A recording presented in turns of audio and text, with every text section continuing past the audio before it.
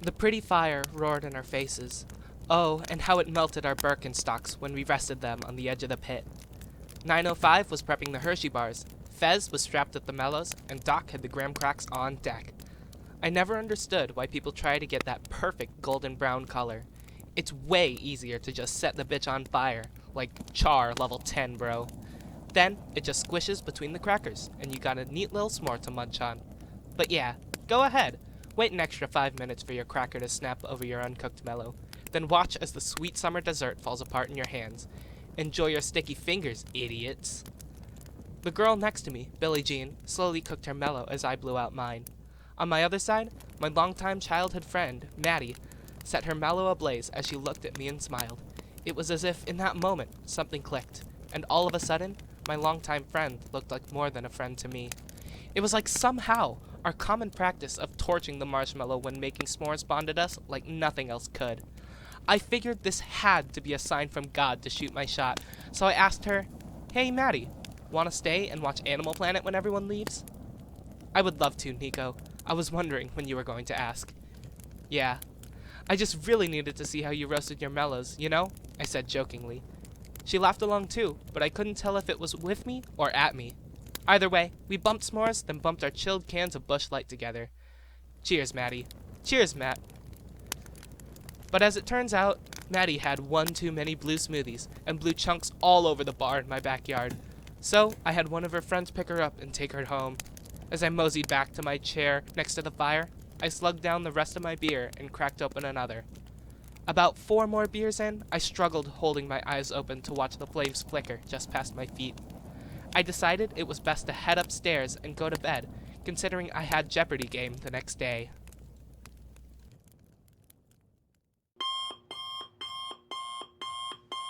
I woke up groggy and moody. The remnants of night sweat that clung to my back instead of my sheets chilled my body on that fine spring morning. The weather was warm and happy, the opposite of how I was feeling when I woke up. I sat down to piss, as I always do in the morning, and contemplated the disgrace of my actions the night before. Busch Light and I had a special relationship where it would get me a feeling all warm and fuzzy inside, and sometimes in my feels. Then the next day, it would hit me with that 1-2 Mayweather, 4-5 McGregor. It was a toxic relationship, but I couldn't let it go. I was too weak. I sucked down some Lucky Charms that morning and completed my usual pre-game routine, then headed to my game an hour and a half early, like I always did. As rough as this morning was, the Sunday scaries that I was about to have the next day were 10 times worse.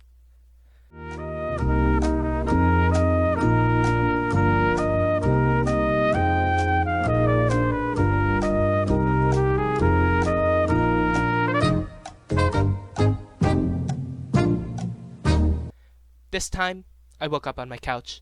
After hours of moving around because I couldn't sleep, I finally settled there and dozed off. Normally, losses don't affect me that much, but this wasn't just any Jeopardy game.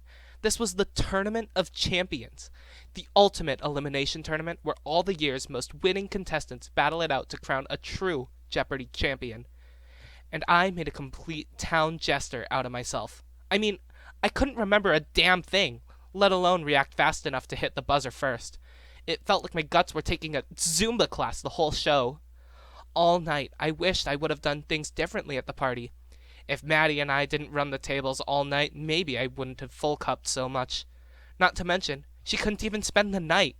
I might as well change my name to Captain Blue Balls. Anyways, I was desperate. Was there anything I could do to erase that bogus-ass performance? I went out to the little water fountain in my backyard and threw a penny in there, wishing I could go back in time. I watched as the water gently rippled to the edge of the fountain, then went back inside. There I laid, staring at the ceiling. Sad boy Nico mode was in full blast. Then, my eyes shifted over to the Lucky Charms box, and I thought I was still dreaming. Instead of pointing at the cereal, that little fucking leprechaun was pointing at a trail of marshmallows leading out of the kitchen toward the back door.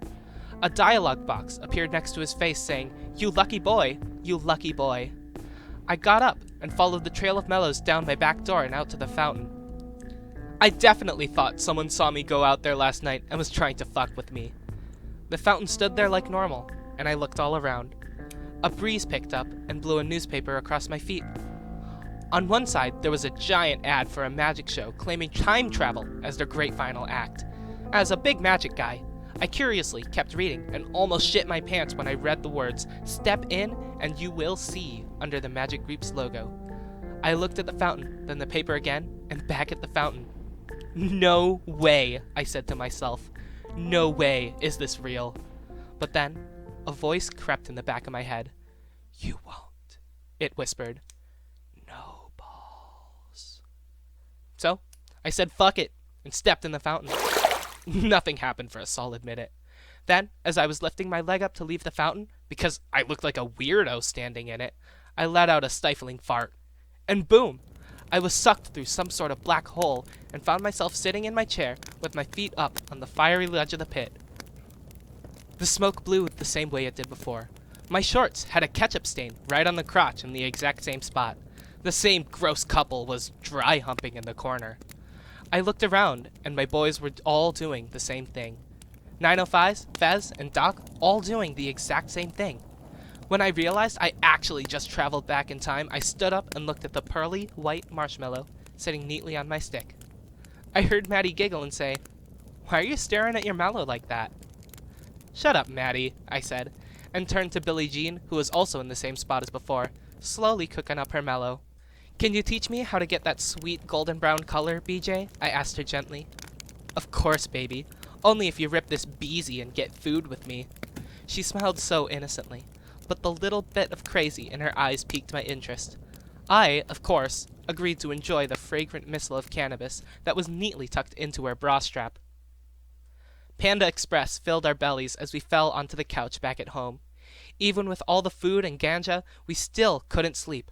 "Alexa, play music!" I shouted. The music started out really low, but I already knew what song it was because it was my favorite. A few seconds later, as the volume picked up, Billie Jean grabbed me and said, "I love this song!" "Me too!"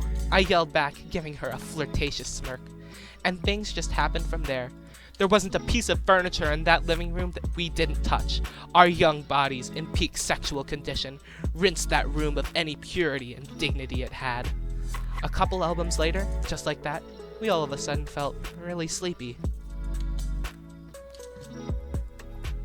I woke up the next morning feeling like Gucci Mane.